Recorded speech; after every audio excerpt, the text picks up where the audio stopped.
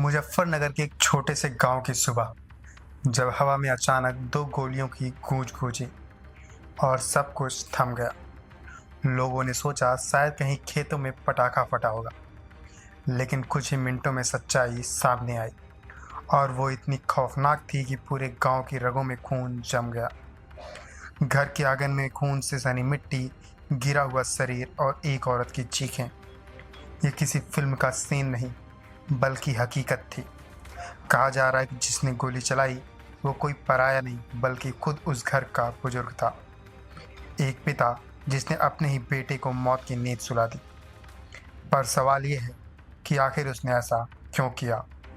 क्या यह गुस्सा था? क्या ये बदला था? या कुछ ऐसा जो किसी ने देखा ही नहीं? आइए जानते हैं उस सुबह की दिल दहला देने वाली कहानी, जब एक पिता का दिल पत्थर का बन गया और घर का आंगन कत्लेगाह में बदल गया। शुक्रवार की सुबह करीब 11 बजे का वक्त था। मुजफ्फरनगर के भोकरहेड़ी गांव में सब कुछ रोज की तरह शांत था। खेतों में काम चल रहा था, बच्चे स्कूल जाने की तैयारी कर रहे थे और बृजवीर सिंह अपने घर के आंगन में बैठे थे। उसी वक्त उनका बेटा रॉबिन उर्फ जॉनी घर आया। कहा जाता है बस एक मामूली सी बात को लेकर बाप बेटे के बीच तीखी बहस शुरू हुई। आवाज़ें ऊंची हुई, शब्द तीखे होते गए और फिर वो पल आया जिसने इस घर की कहानी हमेशा के लिए बदल दी। बृजवीर ने गुस्से में कमरे की ओर कदम बढ़ाए और किसी को समझ में नहीं आया कि वो क्या करने जा रहे हैं। लेकिन जब वो बाहर लौटे, उनके हाथ में उनकी लाइसेंसी बंदूक थी। आंखों में गुस्सा था, चेहरा लाल था और दिल में न जाने क्या तूफान चल रहा था। रॉबिन कुछ बोल पाता उससे पहले ही हवा में गोलियों की आवाज़ गूंजी थी। पहली गोली रॉबिन के पेट में लगी। वो दर्द से चीखता हुआ जमीन पर गिर पड़ा। उसकी पत्नी रविता दौड़ी उसे बचाने की कोशिश की, लेकिन बृजवीर ने दूसरी गोली चला दी जो सीधे उसके हाथ में जा लगी।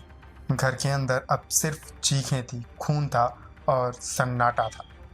पड़ोसी दौड़कर पहुंचे, किसी ने पुलिस को फ़ोन किया तो किसी ने गाड़ी मंगाई। रॉबिन और रविता दोनों को पहले भोपाल स्वास्थ्य केंद्र ले जाया गया, फिर उसके बाद मेरठ रेफर किया गया। लेकिन रास्ते में ही रॉबिन ने दम तोड़ दिया।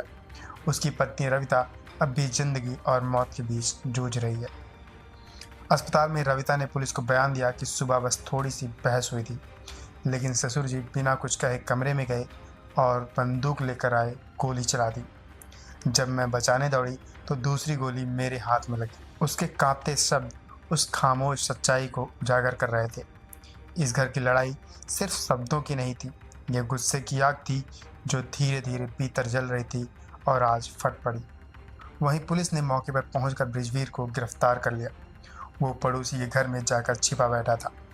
उसकी लाइसेंसी बंदूक और कारतूस जब्त कर लिए गए। शुरुआती जांच में सामने आया कि बृजवीर और रॉबिन खेती किसानी करते थे।